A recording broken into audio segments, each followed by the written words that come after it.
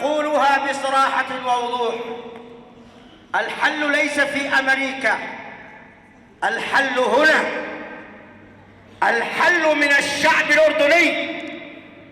هذا الشعب هو الذي يفصل في أموره، هذا الشعب هو الذي يحكم في قراره.